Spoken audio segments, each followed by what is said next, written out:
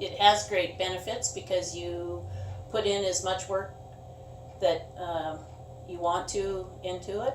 Um, you know the people around you, and you're able to excel in something that you know something about or you like. Um, I enjoy meeting with the public, and when they have good news or bad news, they can be cheered up with a movie or a bottle of wine.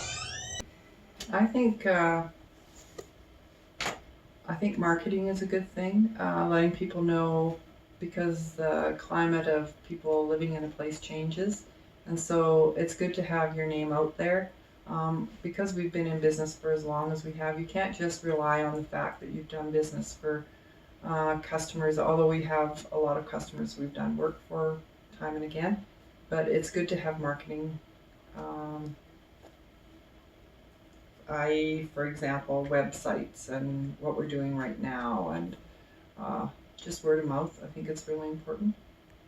Some things we can't do anything about Alberta's economy or the local economy, but you can sometimes adjust yourself to say, well, maybe we should be learning to do this sort of thing because people are doing this these days, not what they did 10 years ago.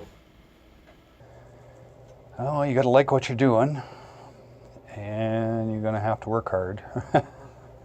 Well, because the business was already established, I was actually working here as an employee and it was offered to me. I hadn't thought about being a business owner until my employer came to me with the suggestion as she was looking to sell. It kind of sparked a bit of a fire, and here we are. Mostly that we are here, that we have a lot to offer. We have a lot of variety. There isn't a lot else in town to bring people out. We do have a vendors in town and a post office, but we think we're worth the drive. We have a lot of stuff. We have a huge variety. We sell posts. We sold posts down to people last year down at the Hilda area after the fires, and we gave them a good deal to try to help them out. And that's kind of how we run. And we mostly go by word of mouth. And the more people that know about us, the better it is. I actually can't really say there has been much of an issue. Like I said, I've been very fortunate. Just the odd time if I run into questions about my machine, and then we've had to oil it and take bits of it apart, which I'm not familiar with, so I've been able to be guided through to Andrew and myself. We've been able to oil it and put it back together and stuff. So I guess the maintenance part is the only thing I'm not familiar with mechanical. It provides, in a sense, because Carrie does the same thing with her business. There's a sense of leeway in a way in terms of time where we can manage that and help out the kids more if we need to with schooling or something like that. So there's a flexibility that exists. And when you've got two entrepreneurs, you can sort of marry that together in a really nice way. Well, one of the hang-ups, I guess, Kayla gets to deal with this. It used to drive me crazy, but that we're not a Mexican sweatshop when it comes to horn mounts.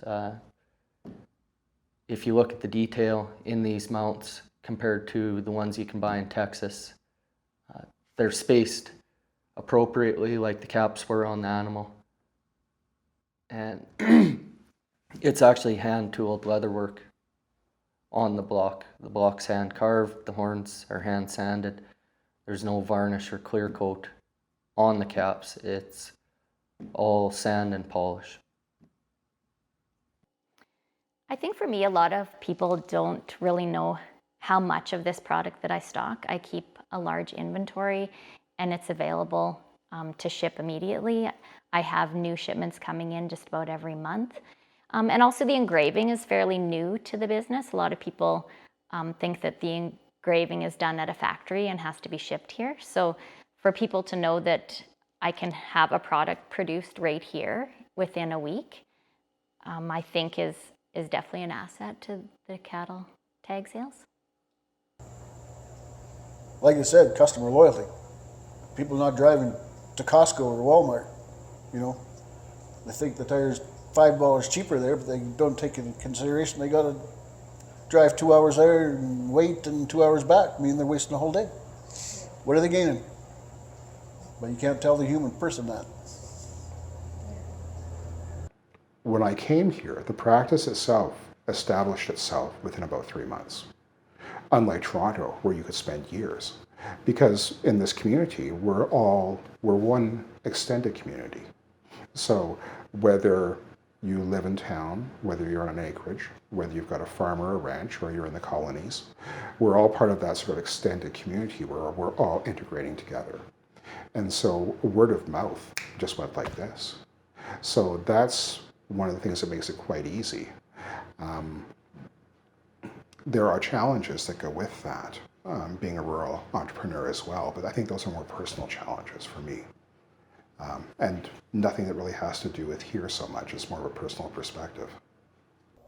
I think my most satisfying moment, well, there's very many of them over my 36 years, but really the most satisfying moment is the look on your client's face when they're happy, and you know they're happy.